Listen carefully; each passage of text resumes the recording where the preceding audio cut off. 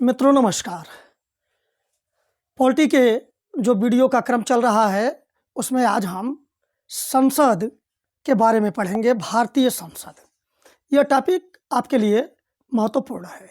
ठीक, आप पीडीएफ भी पा जाएंगे, डिस्क्रिप्शन बॉक्स में लिंक मिलेगा आपको, उससे आप टेलीग्राम पर जा कर के पीडीएफ ले सकते हैं। और साथ ही मैं प्लेलिस्ट जो पॉलिटी का है उसका भी लिंक दे दूंगा, ताकि प्लेलिस्ट में और जो वीडियोस हैं उनको भी अगर चाहें तो आप देख सकते हैं। चलिए हम शुरू करते हैं। तो आज केवल लोकसभा के बारे में चर्चा होगी। यहाँ पहले समझ लीजिए कि सरकार के कितने अंग होते हैं। सरकार के कितने अंग हैं? तो सरकार के 3 अंग हैं। ठीक, एक है व्यवस्थापिका। व्यवस्थापिका का मतलब संसद, जो विधायिका कहलाती है। ठीक, अब यह व्यवस्थापिका कानून बनाती है। अब उस कानून का संचालन, कानून को लागू करना, शासन करना, यह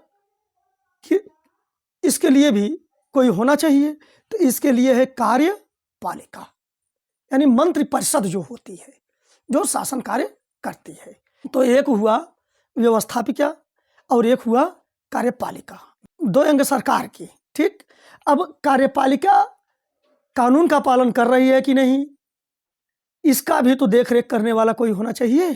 तो इसकी निगरानी करता है न्यायपालिका। इस तरह से सरकार के 3 अंग, व्यवस्थापिका, कार्यपालिका और न्यायपालिका। आगे बढ़ते हैं। संसद के कितने अंग हैं? तो संसद के 3 अंग हैं। ठीक, 2 तो सदन ही हैं, आप जानते हैं, लोकसभा, ठीक, और राज्यसभा। ठीक, अब देखिए आप, ये 2 सदन भी कहे जाते हैं। सदन के लिए अलग से प्रश्न मैं नहीं बताया हूँ। लोकसभा और राज्यसभा 2 सदन हैं संसद के। लेकिन जब अंग पूछे तो लोकसभा, राज्यसभा और एक आ जाता है राष्ट्रपति। ठीक, देखिए, राष्ट्रपति न तो संसद का सदस्य होता है, न संसद में यह बैठता है, लेकिन यह संसद का अंग होता है। कैसे, आप समझिए। लोकसभा और राज्यसभा संसद हैं, ये कानून बनाते हैं। ठीक, लेकिन राष्ट्रपति के बिना स्वीकृत के कानून नहीं बनता है। इसीलिए राष्ट्रपति को भी संसद का अंग माना जाता है। विधायिका में इसको शामिल किया जाता है। नेक्स्ट, इस सदन को निम्न सदन कहा जाता है। लोकसभा को निम्न सदन कहा जाता है, यानी जो जनता द्वारा, जिसके सदस्य प्रत्यक्ष रूप से चुने जाते हैं, इसे निम्न सदन कहते हैं। लोकसभा 5 साल में विघटित हो जाती है। ठीक, जबकि राज्यसभा विघटित नहीं होती है। तो लोकसभा को निम्न सदन की संज्ञा दी जाती है। लेकिन यहाँ आप देखिए, उच्च सदन किसे कहते हैं? तो राज्यसभा को उच्च सदन कहते हैं। राज्यसभा कभी विघटित नहीं होती है। नेक्स्ट, लोकसभा के सदस्यों की अधिकतम संख्या कितनी है? तो लोकसभा के सदस्यों की इस समय वर्तमान में अधिक हो सकती है, यहाँ बात हो रही है, तो 550 हो सकती है, जिसमें से 530 राज्यों से और 20 सदस्य केंद्र शासित क्षेत्रों से आते हैं। अब ध्यान दीजिए, आप किसी किताब में, पुरानी किताबों में 552 भी पा जाएंगे सदस्य संख्या। लेकिन ये 2 जो अतिरिक्त 2 होते थे, ये एंग्लो इंडियन समुदाय के होते थे, जिसे लोकसभा में राष्ट्रपति मनोनीत करता था। ये निर्वाचन से नहीं आते थे। लेकिन अब 2019 में इसे, माने इस व्यवस्था को, इस नियम को रद्द कर दिया गया।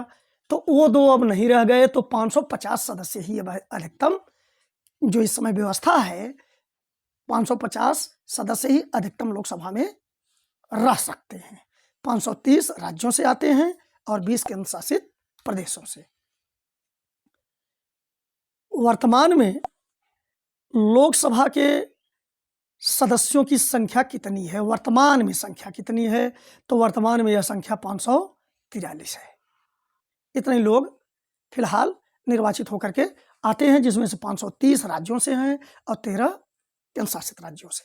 अब आप यहाँ देखिए, कहीं कहीं पुरानी किताब में आप वर्तमान वाले को 545 पाएंगे सदस्य संख्या, लेकिन वही दो हमने बताया ना जो थे एंग्लो इंडियन समुदाय के, उन्हें अब बाहर कर दिया गया तो 543 ही है। नेक्स्ट, लोकसभा के सबसे अधिक सदस्य किस राज्य से आते हैं? तो यह सौभाग्य उत्तर प्रदेश वालों को प्राप्त है, सबसे अधिक आबादी रखने वाले प्रांत को। ठीक, तो उत्तर प्रदेश से 80 लोकसभा सदस्य चुने जाते हैं। नेक्स्ट,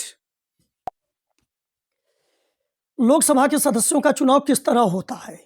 तो आप चुनाव करते हैं लोकसभा के सदस्यों का, आपको यह चीज मालूम है कि लोकसभा के सदस्यों का चुनाव प्रत्यक्ष रूप से जनता द्वारा होता है। आप जाते हैं सीधे, आप चुनते हैं, तो प्रत्यक्ष रूप से जनता द्वारा। कामा दे करके मैं अलग अलग पॉइंट कर दिया हूं इनको। सार्वभौमिक वयस्क मताधिकार का प्रयोग किया जाता है, यानी वयस्क किसको माना गया है? 18 वर्ष की जो उम्र प्राप्त कर चुकी है, यानी 18 वर्ष की उम्र प्राप्त कर चुका व्यक्ति वह लोकसभा के सदस्यों को चुनने का अधिकारी है। और गुप्त मतदान द्वारा आप जब वोट देने जाते हैं तो आपको मालूम है कि आप गुप्त मतदान करते हैं। नेक्स्ट, लोकसभा के सदस्यों की क्या योग्यताएं हैं? लोकसभा के सदस्यों की क्या योग्यताएं हैं? तो वह भारत का नागरिक हो, यह सब में रहेगा कि वह भारत का नागरिक हो, वह पागल व दिवालिया न हो, ठीक, यानी उसकी मानसिक स्थिति सही हो, उसकी उम्र 25 वर्ष से कम न हो। देखिए, राष्ट्रपति वाले में आपने पढ़ा 35 वर्ष कम से कम उम्र होनी चाहिए, उपराष्ट्रपति का 35 वर्ष, राज्यपाल का कम से कम 35 वर्ष, लेकिन लोकसभा का सदस्य होने के लिए कम से कम उम्र 25 वर्ष होनी चाहिए। ठीक, और वह किसी लाभ के पद पर ना हो। एक चीज आप देखते होंगे कि जैसे अलग अलग आप सोचते हैं कि अलग अलग योग्यता बताई जा रही है, आप देखेंगे तो कुल मिलाकर के वो बहुत अलग चीजें नहीं होती हैं। कुछ विशिष्ट पदों के लिए विशिष्ट योग्यताएं शामिल कर दी जाती हैं, जैसे राष्ट्रपति के लिए है कि वह लोकसभा का सदस्य होने की योग्यता रखता हो। ठीक, उपराष्ट्रपति के लिए है कि वह राज्यसभा का सदस्य होने की योग्यता रखता हो। तब आप सोचते होंगे कि पागल और दिवालिया वाला तो उसमें नहीं आया। अरे भाई, जब लोकसभा या राज्यसभा का सदस्य होने की जो योग्यता रखेगा, वो संसद का सदस्य होने की योग्यता रखेगा, तो जो संसद के सदस्य की योग्यता है कि पागल और दिवालिया न हो, वो अपने आप उसमें शामिल हो जाता है। ठीक, और यह किसी लाभ के पद पर न होने वाली बात सबके लिए शामिल है। नेक्स्ट, लोकसभा या लोकसभा के सदस्य, आप ध्यान दीजिए, चाहे लोकसभा का है या लोकसभा के सदस्य, इनका कार्यकाल कितने वर्ष का होता है? तो लोकसभा का और लोकसभा के सदस्यों का कार्यकाल 5 वर्ष का होता है। 5 वर्ष बाद लोकसभा विघटित हो जाती है और वही उसके सदस्यों का भी कार्यकाल होता है। ठीक, 5 वर्ष।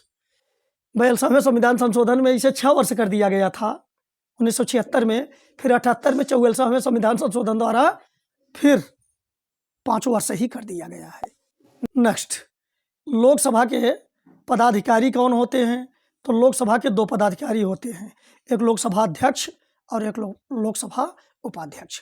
आप यह बात भी रटे रहिए कि लोकसभा अध्यक्ष को स्पीकर भी कहते हैं। नेक्स्ट, ये जो अध्यक्ष व उपाध्यक्ष होते हैं, इनकी नियुक्ति कौन करता है? इनका चुनाव कैसे होता है? तो अध्यक्ष और उपाध्यक्ष का जो चुनाव होता है वो लोकसभा के सदस्य अपने में से ही कर लेते हैं। माने लोकसभा के सदस्य करते हैं और लोकसभा के सदस्य अपने में से ही किसी सदस्य को अध्यक्ष बना लेते हैं, किसी को उपाध्यक्ष। नेक्स्ट, लोकसभा की कार्यवाहियों का संचालन कौन करता है? तो जो लोकसभा का अध्यक्ष होता है वही लोकसभा की कार्यवाहियों का संचालन करता है। इसकी अनुपस्थिति में लोकसभा का उपाध्यक्ष कार्यवाहियों का संचालन करता है। नेक्स्ट, धन विधेयक किस सदन में प्रस्तुत किया जाता है? तो धन विधेयक केवल लोकसभा में प्रस्तुत किया जाता है। महत्वपूर्ण क्वेश्चन है ये। ठीक, केवल लोकसभा में, इस माने में यानी धन विधेयक के माने में लोकसभा राज्यसभा पर भारी पड़ता है। नेक्स्ट,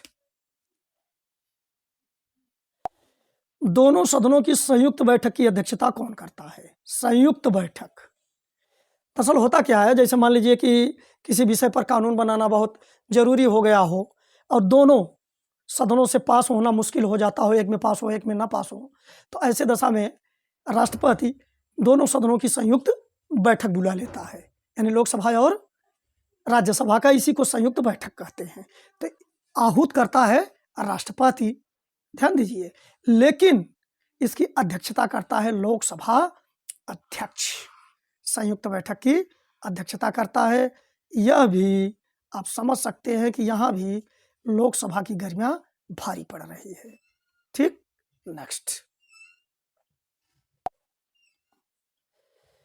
मंत्रिपरिषद कार्यपालिका किसके प्रति उत्तरदायी होती है? तो मंत्रिपरिषद या कार्यपालिका दोनों एक ही चीज है, हमने बताया, जो शासन करती है। तो मंत्रिपरिषद और कार्यपालिका हमेशा लोकसभा के प्रति उत्तरदायी होती है। लोकसभा के सदस्य के उससे प्रश्न पूछते हैं, ठीक, उनको जवाब देना होता है। तो मंत्रिपरिषद सामूहिक रूप से लोकसभा के प्रति उत्तरदायी होती है। अब मंत्रिपरिषद लोकसभा के प्रति उत्तरदायी होती है, तो लोकसभा किसके प्रति उत्तरदायी होती है? तो लोकसभा में जो सदस्य गए हैं वो जनता के प्रति उत्तरदायी होंगे, क्योंकि जनता उनको चुनकर भेजती है कि आप जाकर के हमारे हित का, देश के हित का कार्य करिए। तो उनको जवाब देना पड़ता है जनता को। नेक्स्ट, संसद का सत्र वर्ष में कितनी बार आयोजित होता है? तो संसद का सत्र वर्ष में 3 बार बुलाया जाता है, 3 बार आयोजित किया जाता है। और सत्र को आहूत करने का अधिकार किसको है, आप कमेंट बॉक्स में बताइए। नेक्स्ट, संसद के 2 सत्रों के बीच अधिकतम कितना समय होना चाहिए? तो संसद के 2 सत्रों के बीच अधिकतम 6 माह का समय होना चाहिए, यानी 6 माह से ज़्यादा नहीं होना चाहिए। 2 बैठकों के बीच, एक बैठक हो जाए तो 6 महीने के अंदर दूसरा बैठक हो जाना चाहिए। इसीलिए आप देखते हैं कि जब राष्ट्रपति का पद खाली हो, उपराष्ट्रपति कार्यवाहक भले हो, उपराष्ट्रपति का पद खाली हो, 6 महीने के अंदर का व्यवधान हर जगह है कि 6 महीने के अंदर उसे सदस्य होना आवश्यक है, और जो पद खाली है उनको भरना आवश्यक है। राष्ट्रपति द्वारा जो अध्यादेश लागू किया जाता है वह भी कहा जाता है कि संसद के बैठक में 6 हफ्ते में अनुमोदित हो जाए, लेकिन अगर बैठक नहीं हो रही है तो 6 महीने तक ये लागू रह सकता है, क्योंकि 6 महीने में संसद की बैठक हो जानी चाहिए। नेक्स्ट, लोकसभा का विघटन कौन करता है? तो भैया जो मुखिया रहेगा वही विघटन करेगा। लोकसभा का विघटन कौन करता है? राष्ट्रपति। ठीक, 5 साल अगर कार्यकाल लोकसभा पूरा कर लिया है तब भी विघटन यही करेगा, विघटन हो जाता है लोकसभा का। और अगर सरकार बहुमत में नहीं है, या जो है प्रधानमंत्री सलाह देता है राष्ट्रपति को ऐसा आप कर दीजिए, तो वह लोकसभा को विघटित कर सकता है। आशा है वीडियो उपयोगी रहा होगा आपको। अगर अच्छा लगा हो तो चैनल को सब्सक्राइब कर लीजिए, शेयर कर दीजिए, वीडियो को और लाइक कर दीजिए। धन्यवाद।